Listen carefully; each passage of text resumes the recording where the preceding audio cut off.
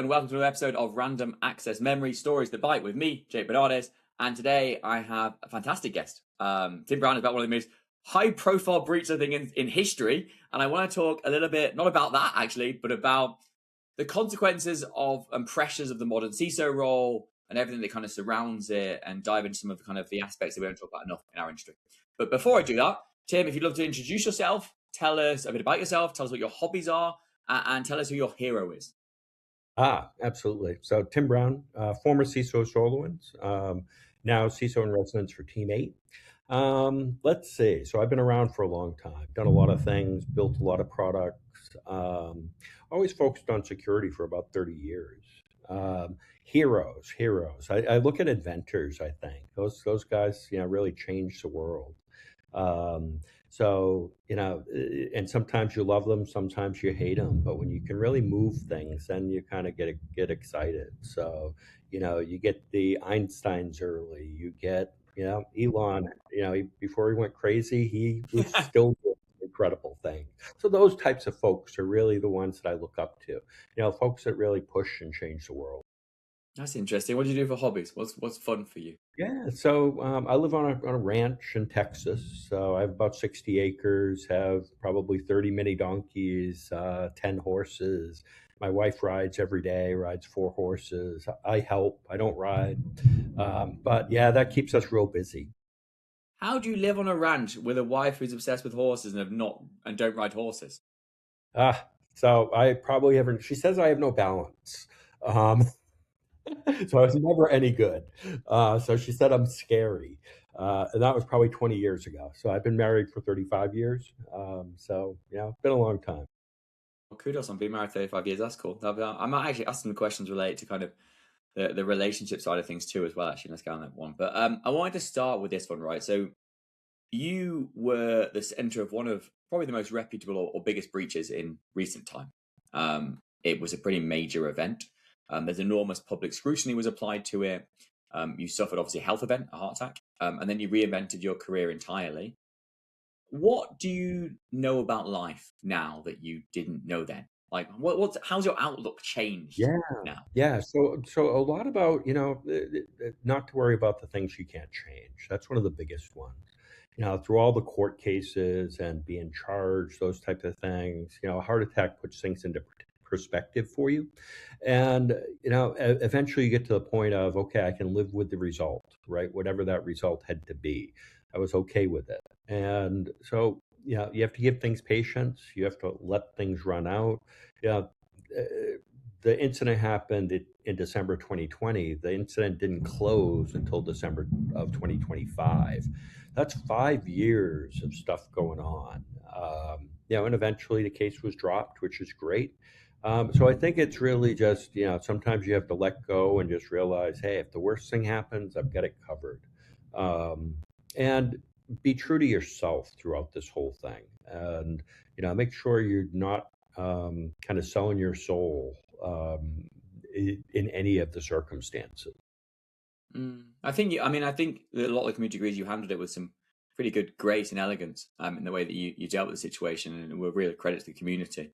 Um, I guess I would drive it further. You talked about just being married for 35 years. What was it like at home? Like, I assume it's really hard for a spouse when like your husband or wife is in the news and there's so many things being said. That must be really challenging on a relationship. Yeah, and I do something that I don't know if I recommend to people actually. So I really do separate life and work and home and work. And I remember my wife telling me, hey, I know this is your safe place, but if you have to talk to me, you can. But literally, we didn't spend any time on the incident or what I was going through, except for the heart attack, those type of physical things, right? But from a day to day, what's going on with the case, very, very, very, very, very little. So I compartmentalize those things, It's so and interesting that you say that. I did a pod not long ago with Joe Sullivan and his wife Pratiba, and they talked about the exact same thing that they compartmentalize entirely. They'd literally leave the courtroom and be like, "So who's picking the kids up? Like, what are we doing for dinner?" Like, they said the exact same thing as you. It's really interesting. okay, that's interesting. Yeah, because I know Joe well. I never really talked to him about it though. But compartmentalizing for me worked. And because I did need you're under stress all day long. You're talking to people all day long about these things. You need a break. You need to be able to just, go home and breathe and, hug a donkey. And that always does good for you. And just, but you need the separation, or I did. So, and I used other people for my sounding, boards. I used the CISO community. I used others for going back and forth on things. And so, in many ways, all the talks that I give are therapy, right? They really are, just, they help me cope.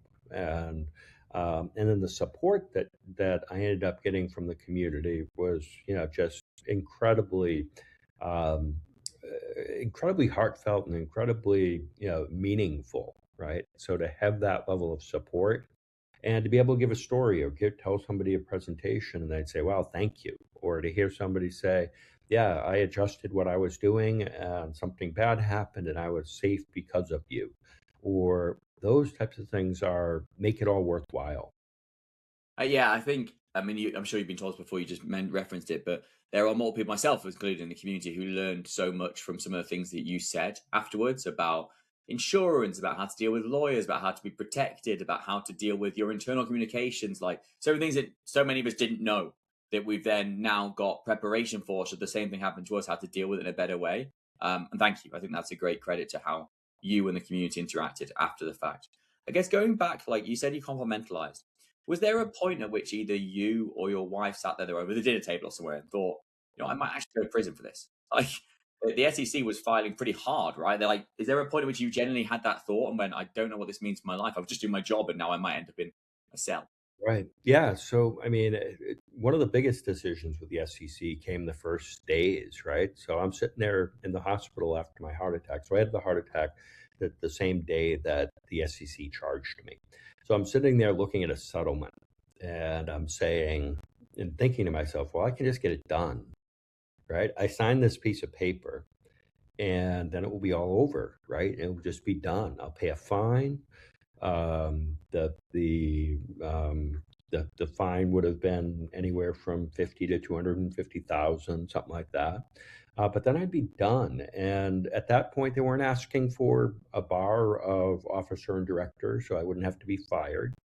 But the words that they tried to have me sign were just so terrible, just soul sucking, right?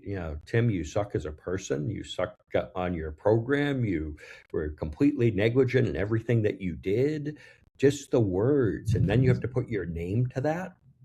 And then thinking about what it would do to the community, right? The CISO community in general. I'd be setting precedent that says that somebody just doing their job is responsible for something, an incident, and that's not the right precedent that I wanted to set either. So doing that, deciding to say, yeah, no, we're just going to fight. They made it pretty easy, really, right? The SEC was just being so nasty. So they said, Tim, you built a program that wasn't sophisticated enough to combat the Russian SVR. Okay, you're right. I did. I would have signed Hands that. up. Yes, I did. So did I everyone did. else in the world. Right? I didn't. And because I failed in that mission, and I would have signed that, right? But the stuff they wanted me to sign was just so full of mistruths and lies. And I just couldn't put my name to it, even though I knew it was going to cost me a couple years. It's interesting. I mean, you said that obviously you had your heart attack, and then the same day they actually filed the case. Like, when did it start to become physical? When did you realize in kind of this incident point that you at this was actually like this is affecting my physical health right now? Like, did you know before the heart attack, or was that like that was the wake up moment? That was really a wake up moment. That I started feeling. So I was in Zurich at a conference, speaking at a conference, and I got the call. And so my attorney just said, "Yeah, just you and the company are being charged."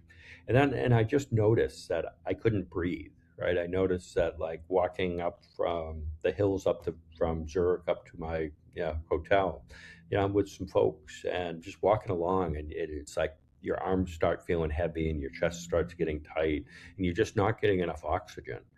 And then, so I knew something was going on. I was thinking virus or something like that, or didn't really put it to a heart attack.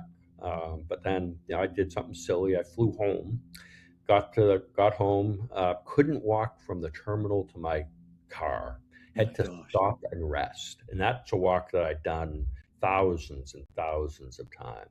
So I got home, told my wife, and she said, "We're going to the hospital now." So ended up the hospital Saturday night.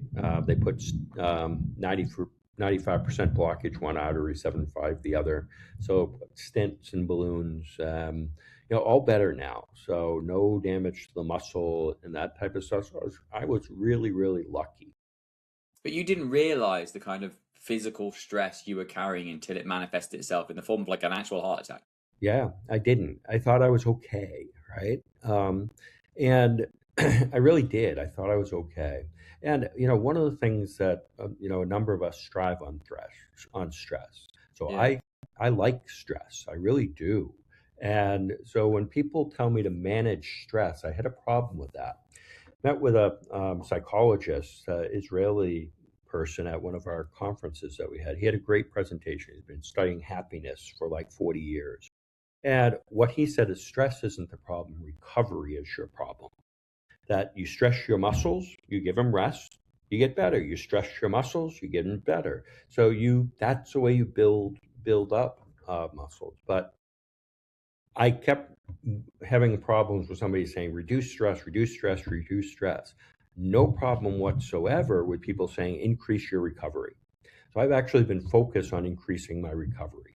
So I'll take a even now, having had a heart attack because of the stress you're under, you're still an advocate that stress is a good thing I'm advocate for me, for right? you. That So it I depends on the like circumstance of the I individual. like to feel pressure. I like to feel that I've got a lot to do. I like to do a lot of things. I like to feel that I am under some stress. So I do think it's still stress is okay, but can I do better on recovery? 100%. Can I I? think um I think it's inherent in security leadership. I think that all of us like stress in one way or another, whether that's from having multiple different parts of our jobs happening at one time, whether that's incidents, whatever it is, somehow we kind of thrive on the buzz, I guess. Like it's a weird thing. We talk about burnout a lot, but I think often it's just the personality traits that we carried before we got there. It's not the actual pressure of the job. Um, so you obviously mentioned that now you can look back and you talk about appreciating the things that you've got and like being more appreciative for life and stuff. But that's after you obviously were found completely innocent and the whole thing was dropped. You had a period there where you had this heart attack, and for quite a long period of time, you still didn't know what the outcome was. So did your priorities and way of thinking change immediately after that point, or did it take the case being dropped for you to change how you kind of saw the world and thought about like what was No, happening in your head in that period? yeah, so it helped me. As soon as we decided to fight, then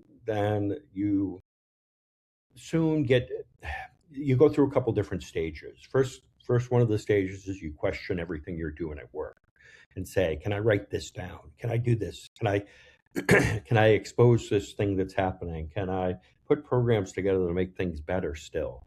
And you question yourself and say, well, that's what I'm getting, you know, prosecuted for. And you you quickly get to the point of saying that, well, I can't do my job if I'm worried about all of these things that they inappropriately thought. And we can always look to improve. We always have programs to improve. So just because they didn't understand what we do doesn't mean I could stop doing what we do. But for a month in there or so, I was like I was struggling. Then you get to a point in the case where you've got great lawyers. The lawyers are moving the case forward. They're doing what they need to do. They're essentially driving the boat, and you're a passenger. And once you figure out that there's not much you can do except help when they listen to them, prepare, take it really seriously, and help through the process, there's not a tremendous amount you can do. So you get to an acceptance point and you just say, yeah, whatever needs to happen will happen. And we'll get to a point and things will be one way or another and it's okay. You So take a as kind soon of as you reach acceptance that, it attitude. helps Interesting. out. Yeah, Yeah. that's a really refreshing way to look at it, I guess, from the perspective. If you could go back in time, like pre heart attack, So when the incident was happening, but you hadn't yet been charged, would you do anything different? Would you tell yourself, if you went back as a ghost of your own shoulder, what advice would you give yourself? Lots of advice from different angles, right? So things were misinterpreted from the case perspective. So I always recommend people, have good job descriptions and very clear things that they do and don't do. Mm, Um, I really believe somebody was looking for the truth, and during the beginning of the incident or during the beginning of the court case, and the truth didn't matter, right? That was not what somebody was after.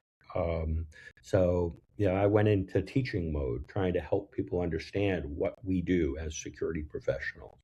And I probably should have just been quiet and answered single questions and not tried to give as much context. So be more cautious, right? When somebody's, because every yeah, word becomes evidence effectively at that point. exactly. And, I came up as competent. I came up as somebody that's worthwhile being charged. And back again, if I give the SEC some grace, right? Their mission was to improve cybersecurity for public companies of the world. Um, if they had just charged the CEO or the CFO, it would not have been a non-event. Charging me made it an event for the security community, made it an event for boards, made it an event for the executive teams to say, hey, we had better talk to our security people. And then security teams looked for liability insurance. They looked for understanding whether they would be covered. Because we're talking, millions of dollars of legal fees. So that, we shouldn't be on the hook for. But it spurred conversations at the executive team and boards with their security people. So overall, they achieved their mission of helping public companies realize that they need to take security seriously. And then, in the end, I won with being dropped. So we both ended up winning. It was just a painful 5 years. What made you decide to fight? Was it just because what they asked you to sign was so unsignable, or was it the fact that, I mean, you were backed by your CEO and SolarWinds in a way that a lot of CISOs haven't been historically? Was that what was the reason, or what was the moment where you went, actually, you know what, sod it, I'm fighting this? Right. So the company is being sued by itself, and then I'm being sued on my own. Right. So you have to remember those are two different distinct things, and with two different distinct lawyers here before this. So with that, you're making kind of independent decisions. So nobody at the company had my back, had full, gave me full support, paid everything that needed to be paid. Um, but we couldn't or didn't probably couldn't really collude on what our decisions were going to be. So our decisions were independent. So for me, it was two parts, right? What is this going to do to the CISO community? Is it going to be good for the world? And the answer was no, it's not going to be the good for the world if I set a precedent that says they can, strong arm to a settlement and then have something that an enforcement action that can then be precedent. So that absolutely entered into my mind. And the second was they really made that simple and easy because of the language they were asking me to sign. Yeah.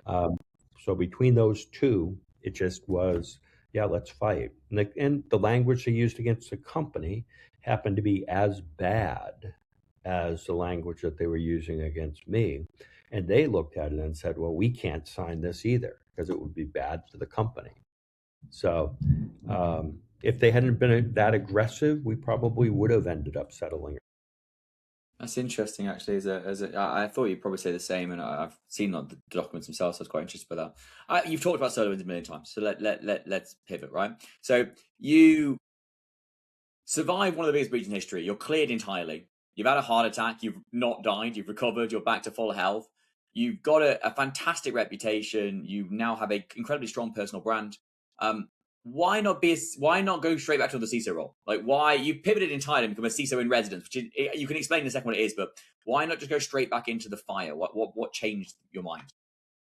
Yeah, I think I just needed a little bit of a break, right? And the operational side, I do miss. The surprisingly, right, that going through all of this, I had opportunities at the end. right, of different places.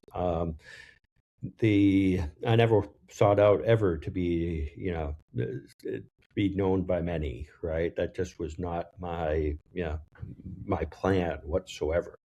But through that, a lot of people know me. A lot of people, have worked with me or heard me or have talked to or all of those things.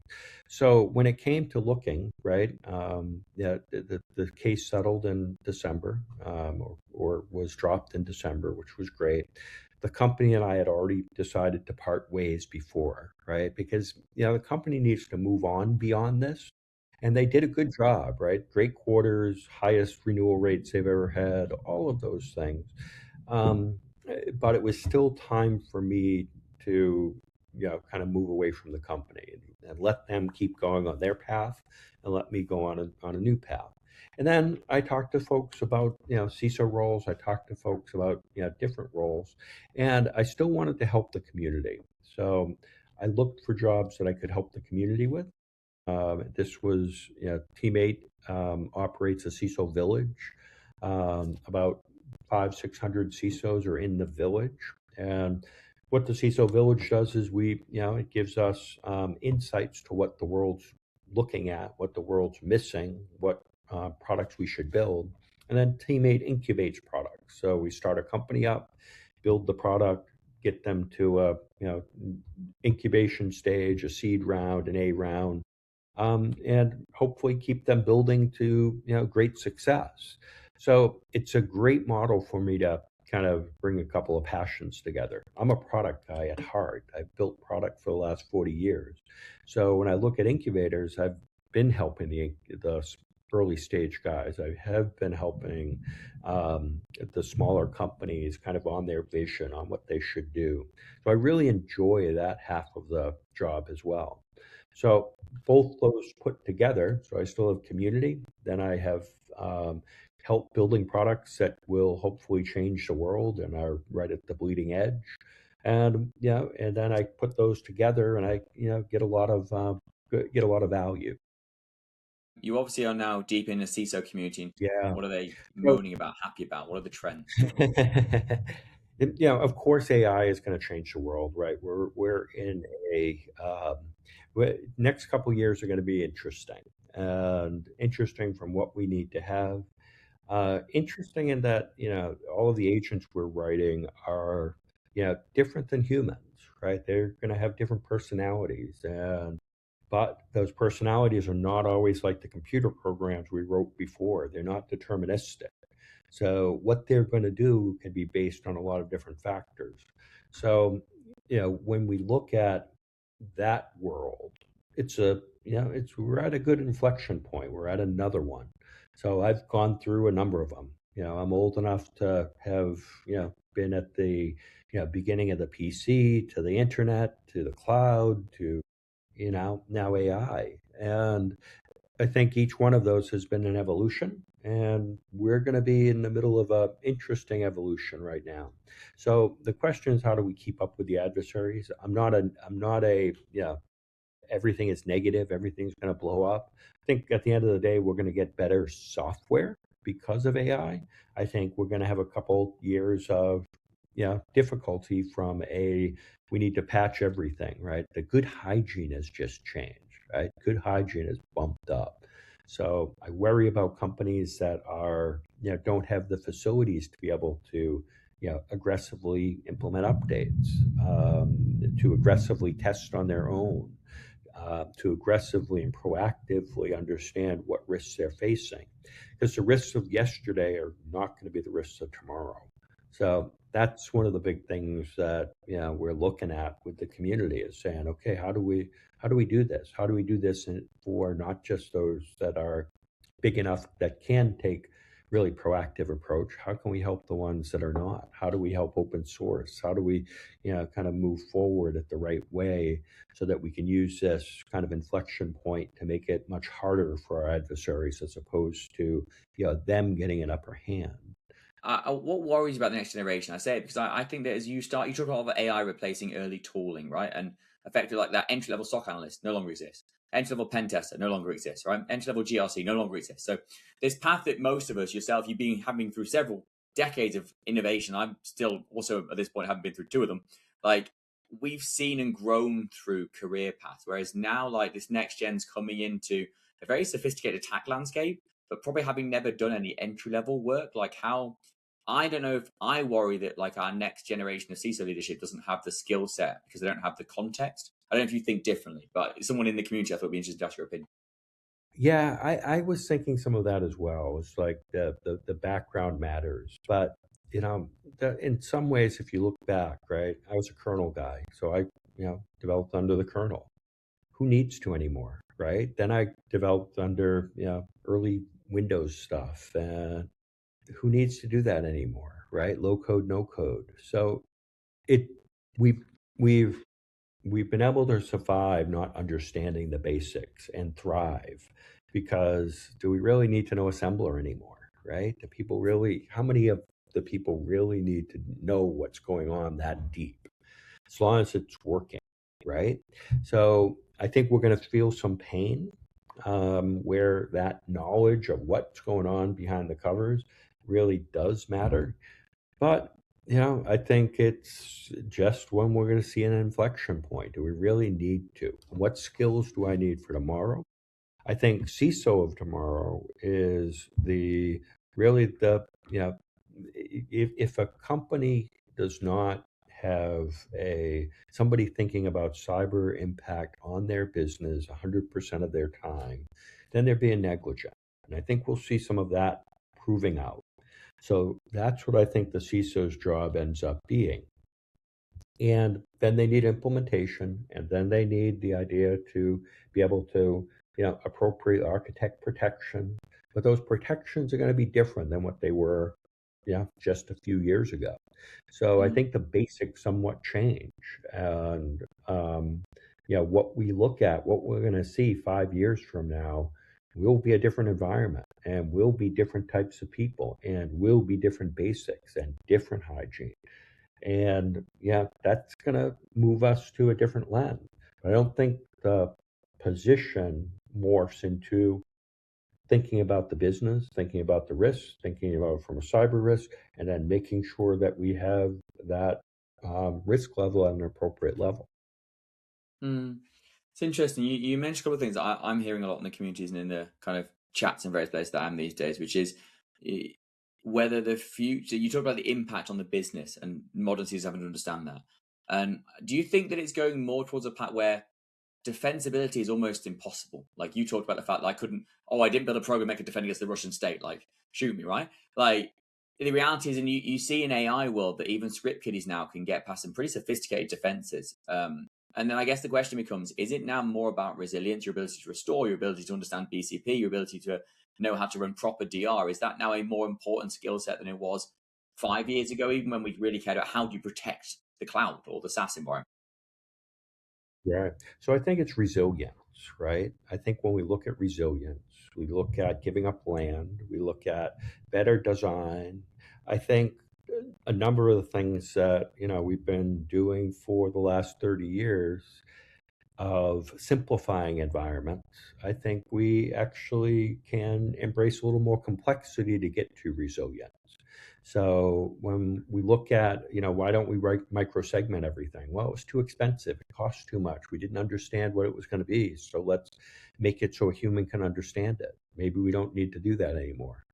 Why do we have one identity provider? Because that was easy. Why not have 100? Why not completely eliminate lateral movement across these environments?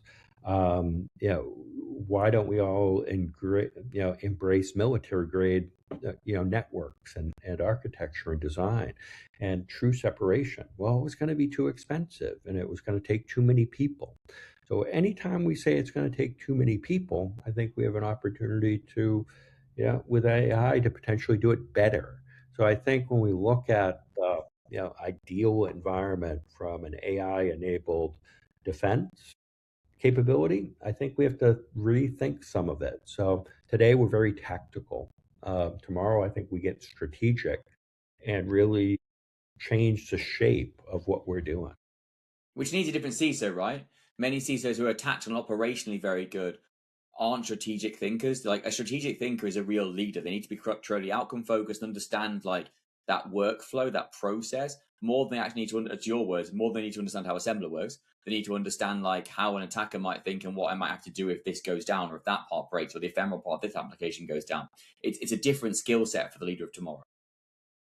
Yep, it's one I think we have to develop and develop Mm. well. I mean, the other part is that, through this, I had the privilege of, my company was acquired into Symantec early on. And Symantec at that point was all old IBM folks or ex IBM folks. And they had a great executive leadership program. And I got part of that executive leadership program early on in my career. And that served me really well, especially through a major incident.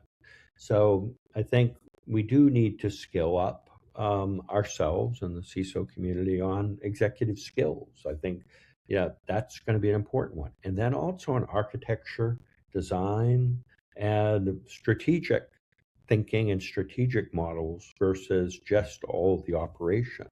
Hopefully, AI will take out some of the operational burden so that we can focus more the strategic imperatives, I guess, is a good way to put it for the company. Interesting. Let's click the opposite direction. You said that your on teammate is half community, half founder incubator type world. Obviously, like teammates had some great successes. Every VC's had some great successes in life, but lots of companies don't make it. I guess now that you're in with lots of them advising them, what is the most common mistake that founders are making, or what are they consistently ignoring? Like, what is the reason that makes some so prolifically successful and some just fall by the wayside? Yeah, so I think a number of different things. So when you look at first off, do they know what their purpose is? Do they know how crisp and clear their vision is of what they're trying to do? One of the lessons that I always ask is I always have them start at the end. So people say, I'm going to build this. I'm going to build this. It's going to run here. This is how it's going to work. I said, I don't care. I don't care about any of that.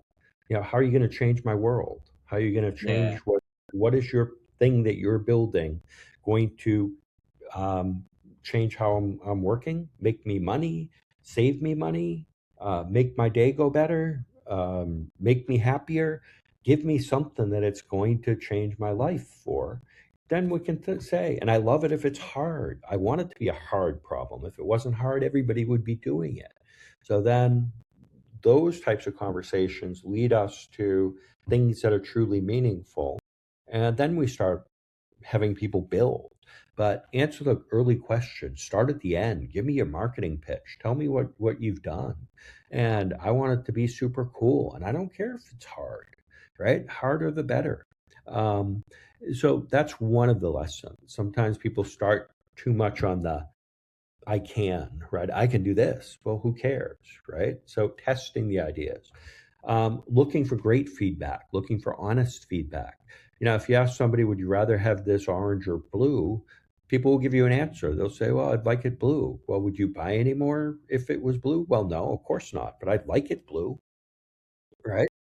So, appropriate questions to people, test with the audience, get a broader group of people to ask those questions to. So, do the homework up front is one of the big ones, and then really dig into that homework and look for true feedback, so that you can figure out that you are truly going to solve something that matters and solve something that's important, and yeah, really being able to truly make a difference.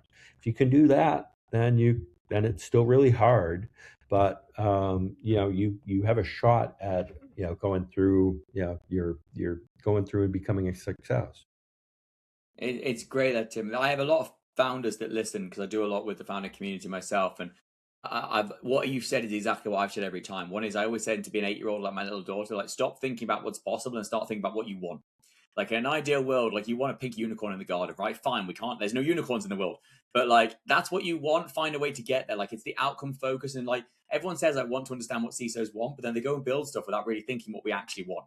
Like I want something that you can tell me is going to solve me this problem. I don't care how you do it. I don't care how hard it is. I want this problem solved. And then the second one I think you think is the best thing that you've said in the entire thing is that like don't be afraid of the value of feedback, right? So when people tell you, I don't give a damn if that's that or that. Don't focus effort on it. Even if you think that that's the most important thing ever, if your audience says it's not, don't worry about it. But if they say You that have something to, really matters to them, listen. yeah. And you have to remember sometimes they don't know what they need as well. So you have to Mm. keep that in mind as well, right? Because the old, if you ask somebody what they needed, when the light bulb was invented, they would have said smokeless whale oil, right? So yeah, you have to also realize that people may be not thinking at the same level of as you are. So you have to have the right people that are going to be thinking strategic enough that what am I looking for? Well, I'm looking for light, right? Oh, okay, light. How can I get light? Oh, well, I can, get light by this, new thing called electricity and a light bulb, or I can get light by, smokeless whale oil. And people aren't necessarily all thinking at that same innovation side. So you sometimes need to bring up people to a different level in order to get to that answer. So don't always listen to people. Test them and listen to the ones that can truly be strategic for you. And think about the light bulbs, right? And just say, yeah, I can change everything. And how is the light bulb going to change anything? Well, think all of these things that could happen if we can get power to everywhere in the world, right? I know it's a big if, but look what it did. You So think beyond the possible. Yeah. yeah, so you have to make sure you don't get stuck, because if you get stuck just giving me what I need, you're probably not giving me enough. So let me ask you one final question. You've obviously got to a point in your career where you really seem to you've been passionate about what you're doing. You love what you do, right? You have said that your experiences changed your outlook on life. They've strengthened your relationships. They've enabled you to see things in a different way. But obviously, it was an incredibly hard period of your life. If you could go back and not make it happen now, with the hindsight that you've got, would you, or would you still go through it because of where you are? Um, so I think every experience helps you build, helps you grow. Yeah, this one, for many reasons, wasn't, it didn't suck. It really didn't. So the lessons that you learn through something are worthwhile. We got more done in the first 6 months after this incident than you'd ever think it was humanly possible. Um, I was able to, accomplish a great things internally. Externally, we were able to prove that a company can survive and thrive after an incident. Hugely important. I was able to help the community. So, do I think I would go back and stop it from happening? I don't think so. I think that the amount of kind of benefit we had going through this, was truly worthwhile. Yeah, CISO role is young. We're only 35 years old, so we're babies. I'm glad this inflection point for the CISO ended up where it was. And I think, I was put there to help have that happen and turn out okay. So it was a simple bump for most. And, we're going to need these bumps to, keep going and protect the world. So, looking back, yeah, it was difficult, no question. But I don't think I would have tried to, completely stop it from happening. I think it was an experience that, will last me forever. Tim, I've heard you speak at multiple places, and I've had the privilege of listening to the things you say. And you speak so elegantly about community and the fact that you went through something which has changed your life and potentially your health forever. And mention the fact of the importance on how it will impact the lives of other CISOs in the future as a credit to who you are as a human being. I think that stands testament to the kind of attitude that you have to life. Thank you so much for the time that you've shared. It's been absolutely my pleasure to get to speak to you about some of the emotional aspects of that SolarWinds time, but also more excitedly what you're doing these days and what a CISO in residence actually looks like. Anyone who wants to reach out to him, I'm sure he's very easy to find via LinkedIn or various other places. If you want to learn about the Teammate CISO Village, I'm a member of it. There's a great huge breadth of knowledge and access to the community there that's really helpful and beneficial to all those people involved. But again, thank you very much for your time. I truly appreciate you being with us. Thanks, Jake. Appreciate it. Thanks, mate. Speak to you soon, and speak to you all next time we're here.